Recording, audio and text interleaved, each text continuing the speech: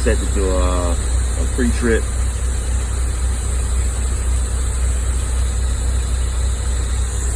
Early morning pre-trip.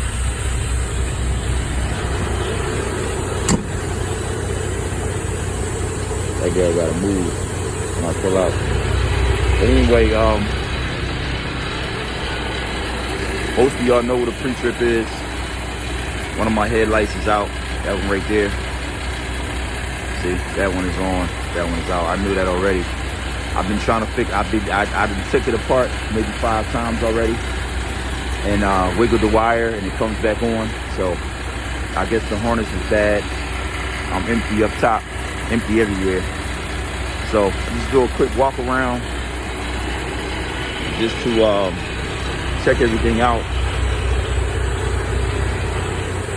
The main thing that I be concerned about when I do my pre-trip, this is my glove on, my other glove on, hold on one second.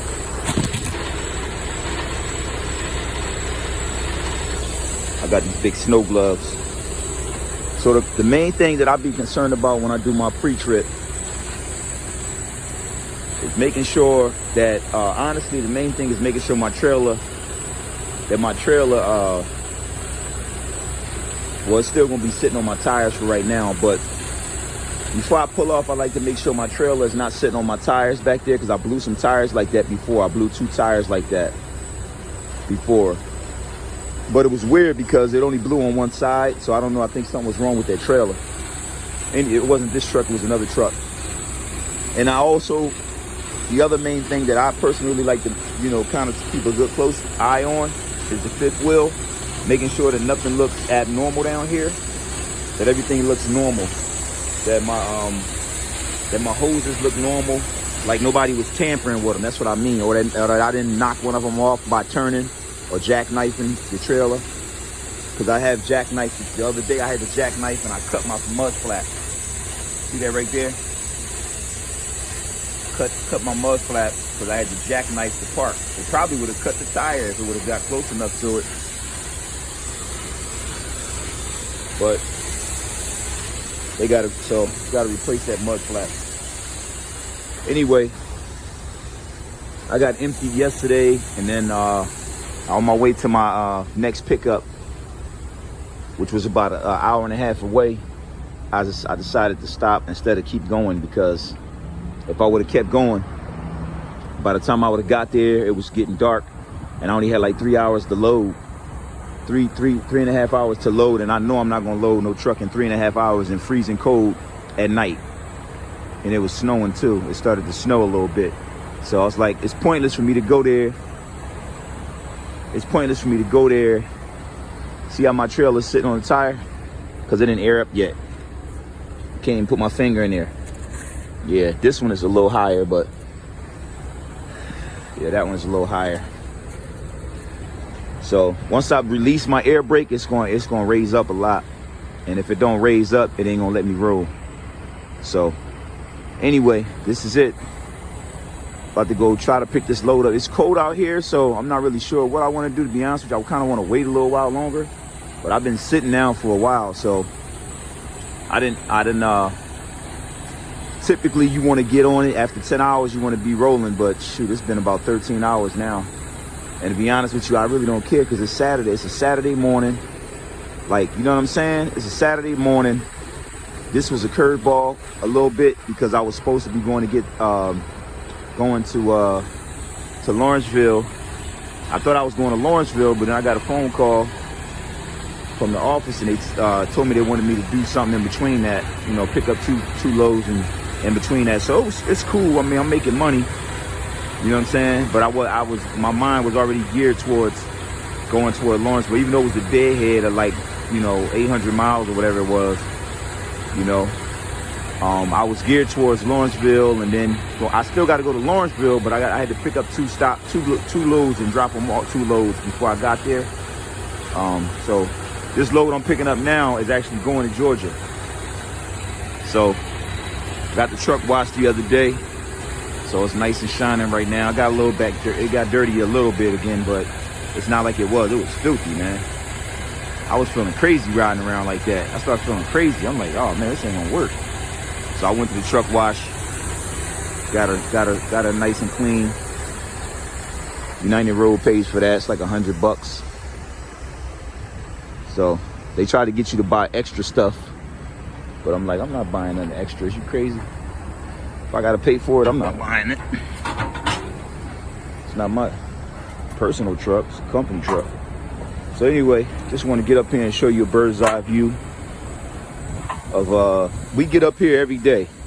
We got to walk up here every day to load and unload.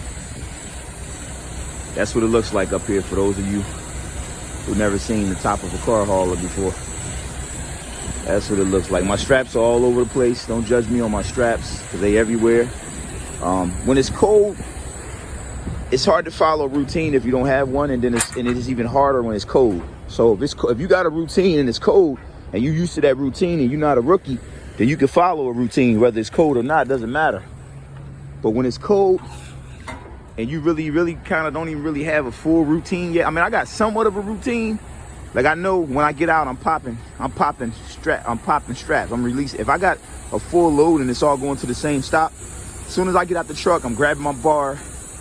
I put my gloves on, grab my load bar, and I start on my driver's side. I start popping the straps, starting with the first two up front, above the head rack, pop those, and then I walk down the driver's side and pop all the straps on the driver's side.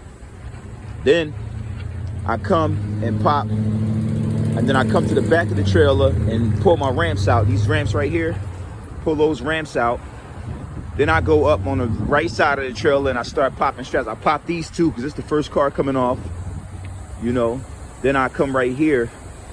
I might pop these two. I don't go no further than that. And I start stretching everything out. I pull this lever out, which is 18. That stretches out the back deck. I mean, the back deck stretches it all the way out. And then I raise up 15, which is this deck right here. I raise that deck all 14 and 15 and 13, raise them all the way up, and then I pull this car off. So that's kind of like my everyday, you know, routine to start off with. So anyway, pre-trip is over with. Just walk around the trailer basically, that's all. Make sure everything looks somewhat normal. It's too cold to be out here playing around with that. So that's the gist of it. Like I said, I'm past my 90 day. I passed my 90-day mark. Ooh, man, it's cold out there. I don't know how I'm gonna load this load. Golly. These gloves actually got batteries in them. It's a battery that's supposed to go in here. That's supposed to keep your hands warm. But I guess I gotta get some better batteries because the ones I put in there didn't work. So anyway, I really don't even know how I'm gonna load this load, to be honest with y'all, because it's so cold. There's gonna be a lot of stopping and starting going on,